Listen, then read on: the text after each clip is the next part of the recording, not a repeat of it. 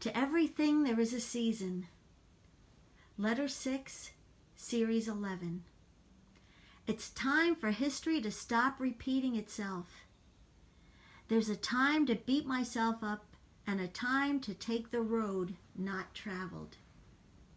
Can feelings become habits? What's the definition again? Reflex, an involuntary response to a stimulus. Any automatic, unthinking, often habitual behavior or response. Habit, an addiction, an acquired pattern or behavior that has become almost involuntary as a result of frequent repetition.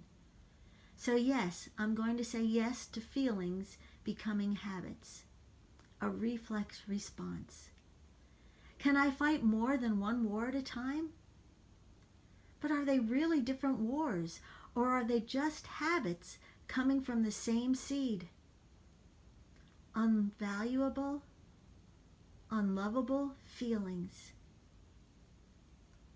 For a minute, I forgot the first war isn't about food and exercise. It's about habit. My habit, my pattern of behavior. It's unthinking, it's involuntary, it's automatic. Not valuable, not lovable. A failure. What does it matter? Because I don't matter.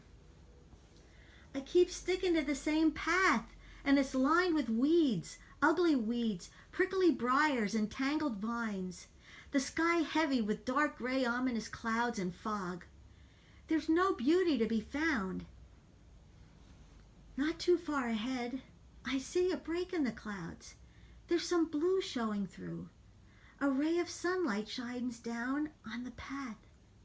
It looks like beautiful flowers. Can I get there? Do I have the strength to go even further?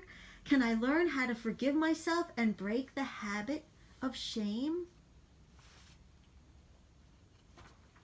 Of course I can. Step 1 complete. The truth. Of course I can. Shame is a habit. Break the habit. And the shame has nowhere to go.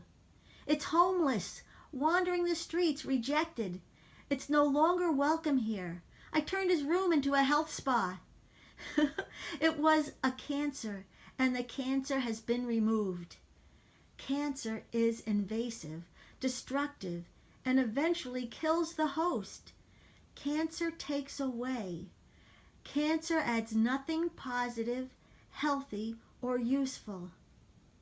I let habit become my leader.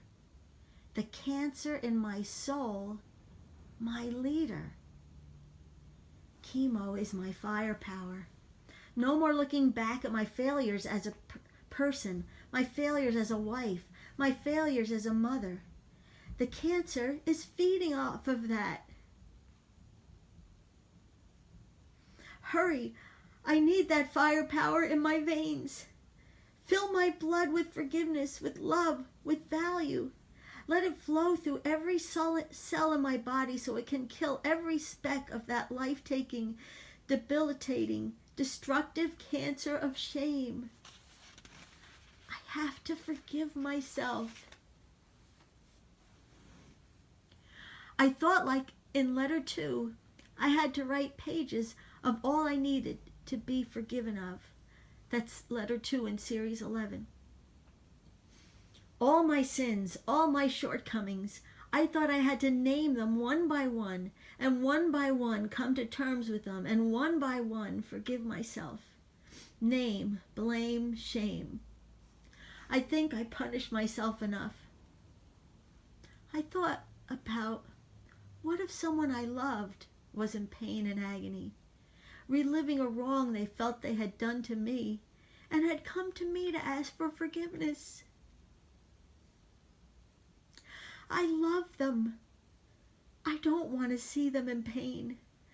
They don't need to wallow in the mud at my feet begging for forgiveness. They don't need to relive each moment over and over again. I don't need to hear every sordid detail.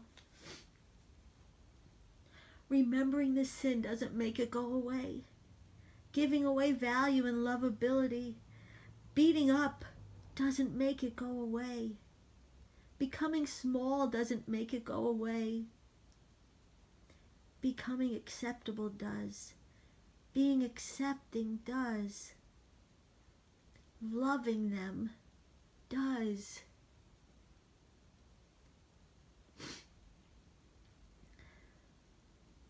I also am that someone. Nothing I've done so far has brought me anything but pain. I've relived it enough. Nothing changed. It's time to do something different.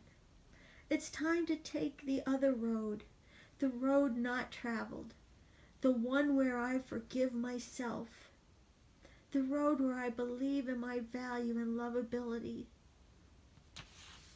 the one where I blow habit out of the water, out of my body, with loving others well, loving myself well.